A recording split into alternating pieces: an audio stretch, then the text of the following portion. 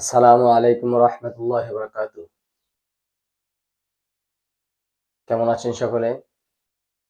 আলহামদুলিল্লাহ। আজকে আমাদের 5 মিনিট মক্তবের আয়োজনে আজকে আমরা 3টি হরফ শিখব।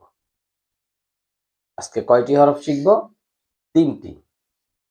হরফগুলি কি কি? ওয়াও, হা, হামজা। ওয়াও খালি, হা খালি, হামজা খালি। এইভাবে আমরা পড়ব।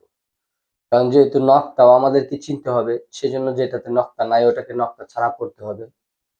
তাহলে আমরা আজকে কি পেলাম? ওয়াও, হা, হামজা। ওয়াও, হা, হামজা। আমরা বোর্ডে খেয়াল করি। ওয়াও, হা, হামজা। ওয়াও, হা, হামজা। ওয়াও, হা, হামজা। ওয়াও, হা, হামজা। ওয়াও, হা, হামজা। ওয়াও, হা, হামজা। হামজা আর আলিফ, যেটা বলতে চাইছিলাম যে হামজা আর আলিফ একই উচ্চারণ, কিন্তু লেখার সময় হামজা হামজার মতো লিখতে হবে, আলিফটা আলিফের মতো লিখতে হবে। যখন আমরা শব্দ গঠন করব তখন হামজা আর আলিফের মধ্যে কোনো ভেদাভেদ থাকবে না। হামজা আর আলিফ উচ্চারণ একই হবে। এছাড়া হা, হা কিন্তু আমরা আগেও একটা পড়েছি, যেটা এরকম বাঁকা লম্বা, হ্যাঁ।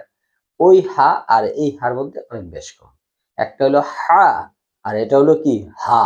এটাকে বলা হয় হায়া হাওয়াস। প্রথমটা ছিল হায়া হুত্তি, এখনটা হলো কি হায়া হাওয়াস। এই জন্য আমাদের এই হরফের উচ্চারণগুলি অবশ্যই কি করতে হবে? স্পষ্টতা থাকতে হবে। ওয়াও, ওয়াও, হা, হামজা। তিনটি হরফ পেলাম আমরা। ওয়াও, হা, হামজা। ওয়াও, হা, হামজা। আশা করি আমাদের এই কার্যক্রম দ্বারা আপনাদের কোরআন তেলাওয়াত সহি করতে 95% সহায়ক হবে ইনশাআল্লাহ। তা আপনারা পাশে থাকবেন, সাপোর্ট করবেন, তাহলে আমরা এই প্ল্যাটফর্মে আমাদের কার্যক্রম চালিয়ে যেতে পারবো ইনশাআল্লাহ। আপ্রাণ চেষ্টা থাকবে কিভাবে এখান থেকে ফ্রি সহজে যারা কোরআন তেলাওয়াত সহি না তাদেরকে কিভাবে সহি করানো যায়। বাকি এটা কিন্তু তাদের জন্য না যারা মাদ্রাসায় পড়তে পারে, যারা যাইতে পারে, ওস্তাদ রাখতে পারে, তাদের জন্য না। যারা এগুলি থেকে পারে না, তাদের সামর্থ্য নাই অথবা সময় নাই, তাদের জন্য কিন্তু এই প্ল্যাটফর্ম। ভুল বুঝবেন না, ঠিক আছে? ভালো থাকবেন, সুস্থ থাকবেন। আল্লাহ হাফেজ।